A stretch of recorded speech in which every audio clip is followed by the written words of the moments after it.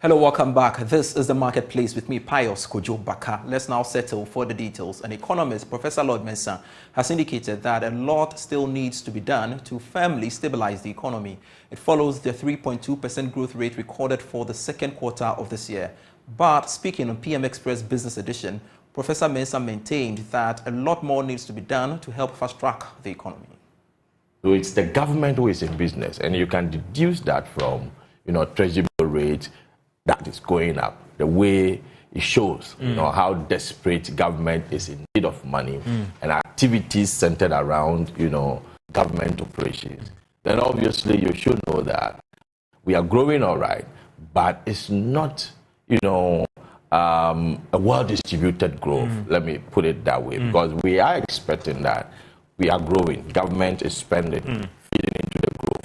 Individuals are spending, feeding into the growth, and then also we have businesses spending, feeding into the growth. But that is not what we see. It's only government that is in. But is that a good thing? Because again, for an economy, you want to see an all-round economy. I mean, for instance, you see government spending on military, and that is expanding the economy. Fantastic. And that does not give us the real picture. So that is not actually a good thing. It's not a good thing in a sense that, government spend to place certain, amenities for businesses to thrive on. So we are expecting government to spend on roads, right? We are expecting government to, spend on, things that will create a leverage, kind of for business to, thrive on. So if government is spending, it turns out that probably government is the one employing, right? Because we are expecting that government will lay the foundation. Business picks it up from there, and then the businesses will expand, and from there going, they will what? Start employing people. But that's not what we see. We see government directly, doing the employment, and all those businesses are not, on the market to employ. So effectively, it tells you that yes, indeed, it's only government that is in business. But at the end of the day, if government is in business, then whom are you going to tax? That is, what will affect your revenue as well. Because effectively, if businesses are expanding and they're employing, then you should have what? More. And some will say that is why revenue numbers are still not doing well, because therefore hiking the rates is not the answer. Exactly. So it's not the same people that you've employed that you keep on, taxing. The same people who are going around with the economic activities that you get the excise tax from and all those. So effectively, the hope is that government will be spending, but, it shouldn't go to some extent. Economy may be growing, but it is growing on government expenditure, not on business. So if we look at the GDP numbers, for you, we shouldn't be so much excited about these numbers, because in terms of the recovery, we are still nowhere near recovery. We've had GDP growth about 6.1 before. Yeah. That was the latter part of 2021. Yeah. And what did we see? And I always term it as an economy that is hanging. While manufacturing firms are highlighting the challenging state of industries despite claims that the economy is showing signs of recovery, they argue that sales are declining while some are looking at moving into import and packaging. Chief Executive of the Association of Ghana Industries, Seth Chumakwabwa, who disclosed this to Joy Business, noted that the situation calls for some intervention to save the situation. And I've been visiting a lot of companies lately as well to assess the situation. And generally speaking, the general mood is that industries are struggling, sales are down, they are not meeting targets. And I'm not surprised that the data that was released clearly showed a bit of contraction in the industrial sector, especially manufacturing and construction and other areas. So clearly, industry is struggling. And surprisingly, it's not just the items that one could consider luxury goods, even the essential commodities, basic items that are consumable products that we consume on a daily basis. When you talk to companies producing these items, their sales have dropped compared to the year before and perhaps a couple of years back. So clearly, there's a struggle in the system, and it's clearly determined by the fact that consumer spending has gone down. Consumer spending has gone down because people's purchasing power has gone down. I think that all the debt exchange, and so many things that have happened in recent times has affected consumers' ability to buy goods and services. And it's really reflecting on industry's output and industry's expansion. And that's why we are having all these challenges. So generally speaking, industries are not doing as well as expected. Now, as the Monetary Policy Committee prepares to wrap up its 114th meeting, Joy Business is learning that stabilizing the CD and bringing inflation under control have dominated discussions at the meeting so far. Now, the committee is expected to make an announcement on Monday, September 25. The meeting is happening at a time inflation for the month of August recorded a marginal reduction to 40.1%. Now, the policy rate is currently pegged at 30%. Let's get on to Zoom and speak to economist who is also a research lead of GCB Capital, Courage Boutique, for more. Courage, thanks so much for joining us on the marketplace. Looking at the second quarter growth rate of 3.2% plus the drop in inflation of 40.1% just recorded, and of course the relatively stability of the CD, will you say it is enough justification to hold the policy rate, or better still reduce it? Well, yes, I expect the rate to be held, but not for the reasons you cited about growth and all of that. Indeed, I think the growth trend is one that is slowing. You look at even the revised figure for quarter one, it was 3.3%, and we've seen the quarter two number show 3.2%. And I dare say that the impact of the fiscal tightening, if you like the consolidation going on, will be felt a lot more in the second half of the year, really. So we could even see slower rate of growth the second half of the year. Even if it's still growth, it will be at a much slower pace than we've seen before. I think they'll hold the policy rate for two reasons. Yes, I acknowledge that where the policy rate is now, if we are going by the dictates of the textbooks and what the theory suggests, there is still a space for further monetary tightening, because inflation at 40.1 and policy rate at 30% still leaves a policy gap, and there could be space for tightening. But I guess the inflation rate is where it is, not entirely due to demand-driven factors, but it's also or cost-push factors really, but it's also as a result of some of the actions or inactions from the Bank of Ghana and governor in the Bank of Ghana and the government in 2022, however justifiable they are, that is fueling the level of inflation. But we are entering a phase now where largely the impact of the new harvest season has brought down inflation by some 3% to 40.1. And the expectation, if the natural trend continues, is that you see such a decline again, potentially in September. And then when you enter quarter four, you expect the impact of favorable base pull to drag inflation lower a lot more, a lot faster. Now, if inflation, which is the concern, is on the downturn, and that trend is expected to continue through quarter four, I do not see reason or justification for further hikes in the policy rate. Two, growth is slowing, as I've not acknowledged, and it will get, the pace will get slower in the second half of the year. And we are talking about GDP numbers that show continuous quarters of contraction. In fact, in the industrial sector, it is in recession, the industrial sector. We've seen that it is a government-driven growth or public sector-driven growth at this point. There is a need to stimulate the economy, really. And so I think so for as long as inflation continues on that downtrend and the risks to the upside are fairly contained, and we could see risk from fuel prices as they are going up at the pumps now due to the changes in the global prices for crude oil. There is also the risk from the upward utility tariff adjustments that we see coming every quarter, really. But then, for as long as those risks are broadly contained and inflation is on the downturn, there is that incentive to stimulate growth. And through the credit channel, interest rates are punitive at this point. Private sector is bleeding.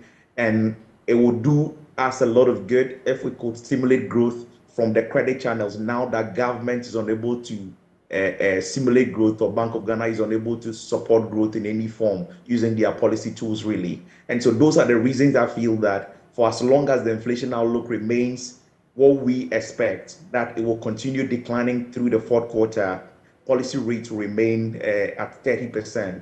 And if we go into quarter one, most likely in March, and the trend continues, we may see a monetary policy rate pivoting. And what will this maintenance mean to businesses and, of course, the economy as a whole? Well, probably little room for respite. It could be tougher if rates were raised again. And so not increasing it is good for planning, is good for adjusting, and then people can begin to position themselves. I mean, no doubt 30, 31, 32%, which is what lending rates are now, is not affordable for anyone. But then I think if you are resting assured that you will not see further increments due to policy rate adjustments, really, it works for your planning. Then you can plan towards the future, really. And that is the kind of support we need to begin to get. And once things improve, you may get some stimulus coming in from a cut in the policy rate, which might reduce the lending rate and by extension encourage investment in the private sector. All right, Mr. Boti, do you get a sense of a further monetary tightening going forward, especially as the Bank of Ghana believes its measures are yielding results in relation to the rate of inflation by basically dropping? It depends on the dynamics going forward. I mean, as we speak, my expectation is not further hikes. It is to hold for the remainder of the year. And if things go the way they are, we may see a cut probably from March next year or sometime in quarter one going forward. But it's a fluid situation, depending on the global dynamics, depending on the impact of fuel prices, depending on exchange rate dynamics, even in the final quarter of the year, and things related, you may see a different dynamic that might warrant further high. But at this point, giving all factors considered, I think that the quarterly adjustment for utility tariffs, at least judging from the quarter three numbers, shows that we are near full cost recovery, and the exchange and the recoveries are almost, eroded, or if you like, wiped out really. And so you do not expect very significant adjustment to utility tariffs in quarter four and going forward, as we've seen in quarter one and two, really. These should all bode well for inflation. In addition to the main challenge has been food inflation. I don't know what specific interventions are going on in that sector to try to bring it down, but for August and September, the expectation will be that the favorable base drift will bring it down a bit, or if you like, the impact of the harvest season will bring it out a bit, and into quarter four, favorable base drift will sustain the disinflation process. So these are the dynamics as we speak. Things could change. It's a fluid situation, and that's when things changes, maybe the expectation changes. But as we speak now, I don't see further hike, at least through the remainder of 2023. All right. Finally, let me get your perspective on this. Projection by the Economist Intelligence Unit on the cedi, as the UK-based firm revised its earlier projected depreciation of the cedi of 30% to $1 in 2023, and now to about 23% by the end of this year. What do you think? I think they are aligning to what the trend has been and what the market expectation has been all this while. We've seen back January 2023, where we saw sharp depreciation, about 21% depreciation. Things have been quite stable from the second month, that's in February, all the way till now. Depreciation is just about 22% year to date, really, and that trend is expected to continue. I think issues related to sentiment on the market, issues related to portfolio reversals and stuff like that, which were the main drivers of depreciation in 2022, have largely subsided. And even if the risks are not completely gone, you are not seeing a lot of those activities on the market. And even if reserves are very weak and government themselves are projecting 0.8 months of import cover by end of year, which is very fragile, I still think that people are waking up to the fact that we need to stop the speculation. We need to own our own economy, and people are getting to the realization that the DDE has happened and we need to adjust with that. So the traditional things were buying dollars, the speculative tendencies, and the wild levels of repatriation that we saw previously is not happening again. And especially so when the bond market is not very active for those holding bonds, the foreigners to want to even sell and exit really. And so those are the things holding the city. We are in a critical period where the first review of the program is happening. We are expecting some flows from the IMF. If the review is successful, by November, we should get another 600 million flow in. The AFDB could also support. All these things will come boost reserve and liquidity levels on the market. And I expect that things remain stable towards the end of the year, really. So what they are doing is really to revert to what the market is looking like at this point. All right, thank you very much, Courage Buti, for your time. He's a lead research at GCB Capital, helping us understand all the issues in relation to the MPC meeting, which is currently underway, which of course will wrap up today, and of course update us on Monday on the latest MPC rate. We shall keep an eye on that and keep you posted. Now, the Ghana Revenue Authority is fighting back claims of harassment alleged by members of the Ghana Union of Traders Association. GUTA, in a press conference, accused the GRA of harassing its members at various ports and market centers over tax inspection. Now, let's bring in the perspective of a tax consultant to help us understand how the dynamics of all of these works. But let's first watch Assistant Commissioner of the GRA in charge of enforcement at Accra Central, Joseph Annan, charging members or the businesses to ensure all tax obligations are met to avoid any form of embarrassment. We are doing total tax compliance because the tax is not limited to VAT. It's CIT, PAYE, PIT, excise, tax stamp. We are looking at all taxes that are applicable to a particular taxpayer that we visit. So we are not limiting our search to only VAT. That is why when we come to an area, we look around and see taxpayers who qualify to register for one tax type or the other. And I'm telling the public that that is how we are going to approach our quest to increase our collection. That is a tax collection in this country. So it is not only VAT that you must comply with, but you must comply with all tax types. And we are going to go into our system when we come to you to look at all other tax types that are applicable to your business, to know whether you are compliant.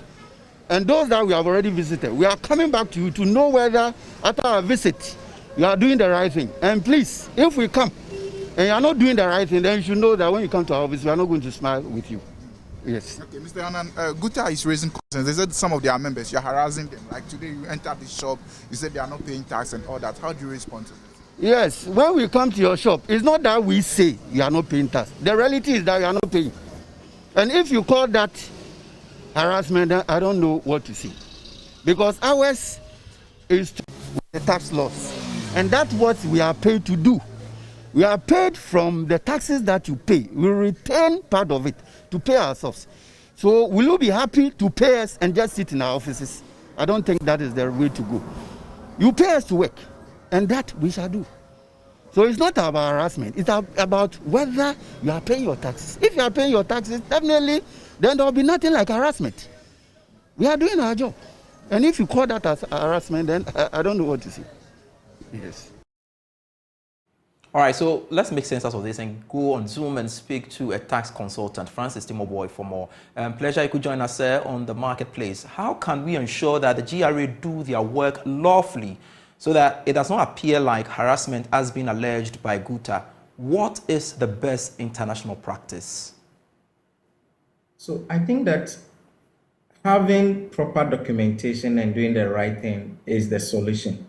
If you look at the accusation that GUTA is raising, especially on the import side, where they are accusing the Kumasi-based traders of extortion and all those things, GRA is saying that the traders are not declaring the proper goods and they are not paying the right taxes. If you look at the composition or the setup of the customs units, they are more like paramilitary wing of the GRA.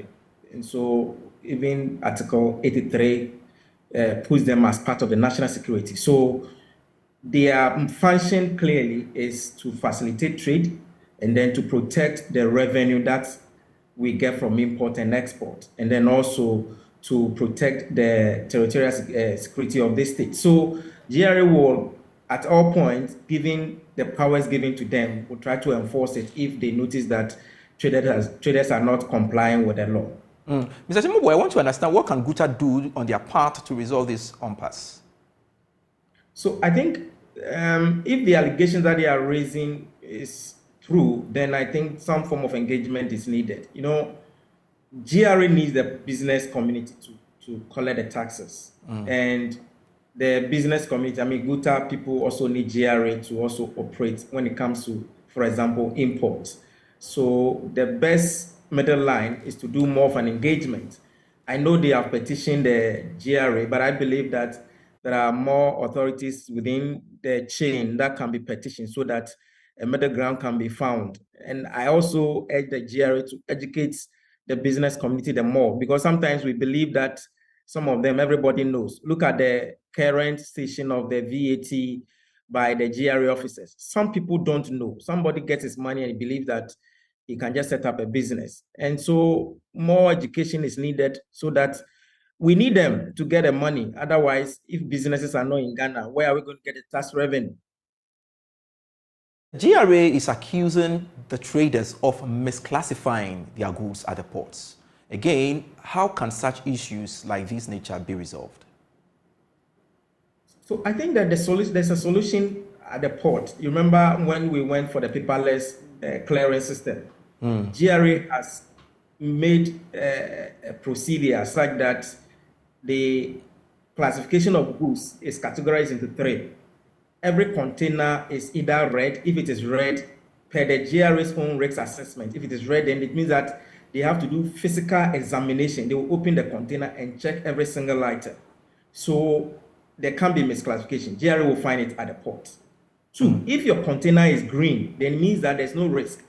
And they consider factors such as the credibility of the importer, the consistency of the goods, and then how homogeneous the goods are. So that at that point, it is only paper verification. So if it is paper verification and the scanner says I am green, then it means that there's no risk. If it is yellow, then there is a mixture of both.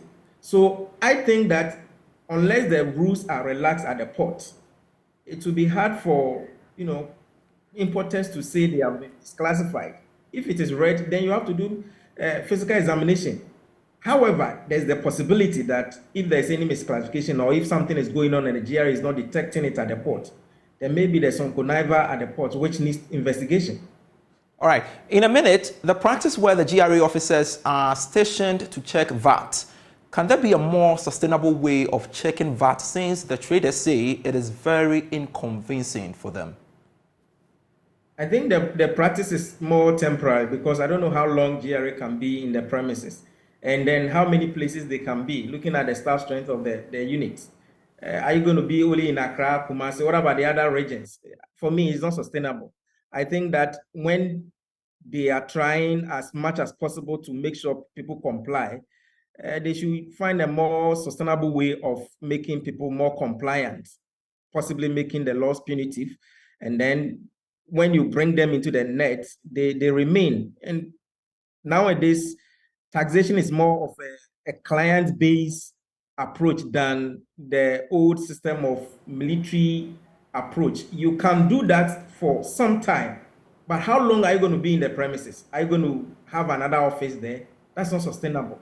And I believe that the deployment of the technology, the EVAT system, is also going to assist the AGI then. Able to raise it out, if they're able to roll it out across all businesses. All right.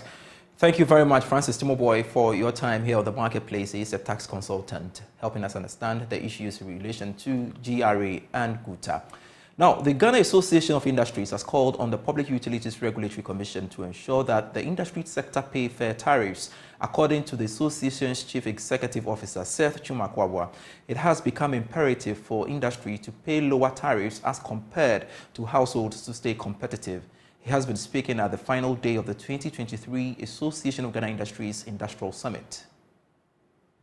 The 2023 Association of Ghana Industries Industrial Summit and Exhibition was held on the theme Industrialization through sustainable, efficient supply chains. The 3-day event brought together captains of industry as well as small and medium businesses to network and deliberate on the growth of the sector. President of the association, Dr. Humphrey Eyim-Dake, called on government to support local firms scale up to stay competitive in the African region to ensure Ghana benefits fully from the African Continental Free Trade Agreement. Our manufacturing subsector today's contribution to the gross domestic product, that is the GDP, has virtually stalled at about 11% per annum.